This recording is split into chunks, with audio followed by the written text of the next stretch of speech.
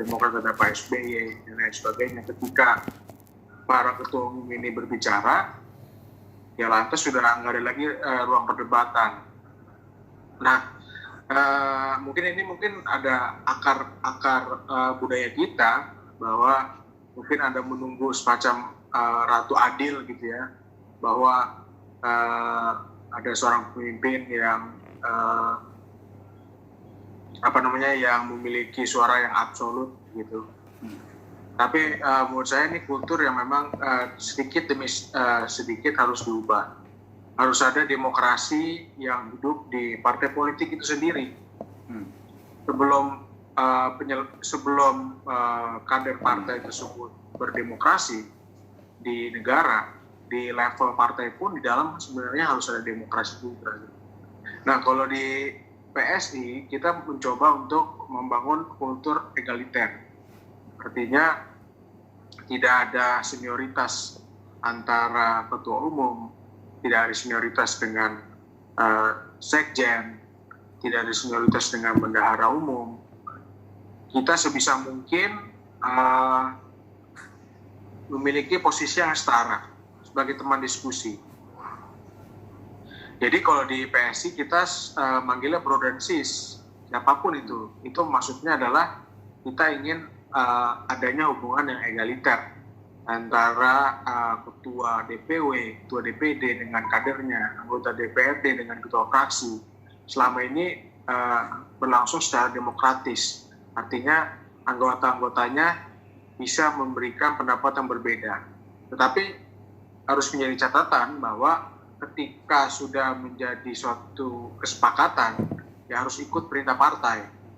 Nah, sebelum pengambilan keputusan itulah perdebatan bisa terjadi.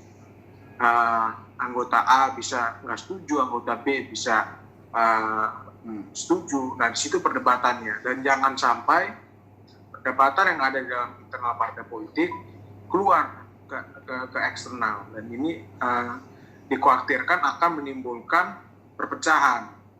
Dan itu yang menjadi masalah di partai-partai politik lain. Mungkin ketika terjadi pemilihan ketua umum banyak sekali terjadi perpecahan, ada dualisme. Nah, makanya penting juga perdebatan itu disimpan erat di dalam proses internal partai politik itu sendiri.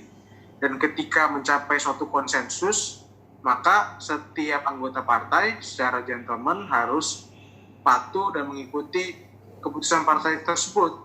Karena mau bagaimanapun, dia adalah kader partai tersebut. Dan penting untuk terlihat di publik bahwa partai politik tersebut tidak mengalami perpecahan. Walaupun ada perdebatan yang sengit dalam pengambilan keputusan. Jadi demikian kalau menurut saya. Ada perdebatan di partai sangat-sangat positif. Tetapi ketika sudah mencapai konsensus dan bahkan instruksi partai yang dihasilkan dari perdebatan tadi harus secara gentleman ditaati oleh seluruh kader partai politik. Terima kasih Bro William, yang menarik ya. Jadi memang kita harus teman-teman harus bersikap kritis dalam mensikapi kebijakan partai. Tetapi ketika sudah keputusan diambil, tidak menerima ya, tidak baper, tidak langsung kemudian curhat ke media massa dan sebagainya, yang itu nanti justru menimbulkan friksi-friksi baru ya. Oke, menarik. Itu juga sama diutarakan oleh narasumber kemarin ya, baik Mas Budiman Sujatmiko ataupun Bang Asep Jamil. Bahkan di LA Jogja kemarin pembicara dari P3 Andi Maratang juga ngomong yang sama. Jadi penting untuk kita melakukan advokasi kebijakan.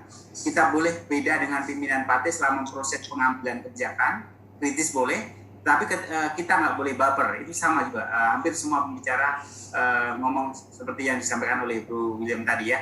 Ini catatan, menurut saya catatan menarik. Jadi boleh kritis, tapi tidak boleh baper ya. Oke, terima kasih Bro William. Selanjutnya kita akan lanjutkan dengan pertanyaan dari peserta. Ada banyak sekali pertanyaan, mohon maaf kalau ada yang kelewatan. Yang pertama adalah dari Harry William Lubis. Bagaimana pandangan Bro William tentang user di media sosial? Seberapa besar pengaruhnya bagi pengguna sosial media? Tama PKS Aceh Tengah. Bisa di-share slide-nya nggak? Oh, sorry. Nggak perlu. Ini lanjutnya Iskandar Nasdem. Selama ini di Aceh Dewan bisa menempati kursi legislatif tidak terlepas peranan media, dan jelang pemilu banyak menjamur media baru. Pertanyaan saya ini sepertinya buat Bang Yarmin, menjelang pemilu banyak menjamur media baru. Pertanyaan saya kayaknya nyambung di bawah, yaitu ya, pada Pak Yarmin, bagaimana pendapatnya terutama saat salah tidak mempunyai dana untuk melakukan branding person, ya, personal branding maksudnya ini ya, apa yang bisa dilakukan yang bersangkutan. Kemudian Judi Ardiansah, bagaimana cara melakukan social branding seseorang agar mendongkrak elektabilitasnya lebih cepat. Terus kemudian Ridwan Golkar Sumut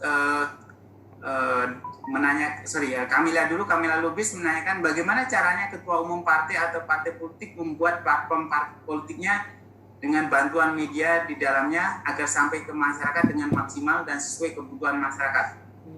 Berapa lama kira-kira anak muda membutuhkan branding dan maksudnya pengembangan branding ya, membutuhkan waktu untuk melakukan pengembangan branding dan citra politiknya untuk diterima masyarakat.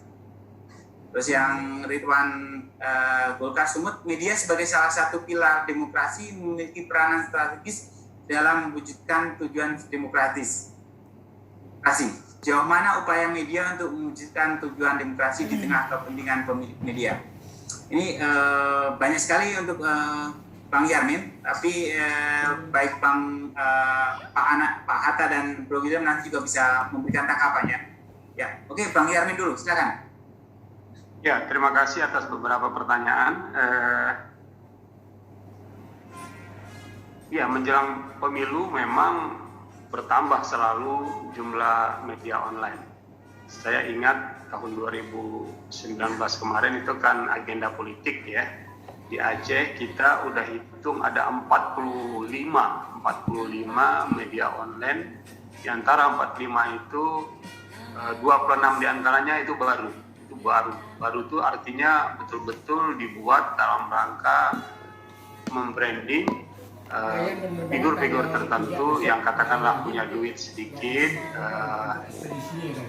dan bisa membiayai 2-3 orang wartawan, dan kemudian wartawan itu yang mengikut dia kemana saja dia pergi, Raja mana, Pi? dia akan memasukkan berita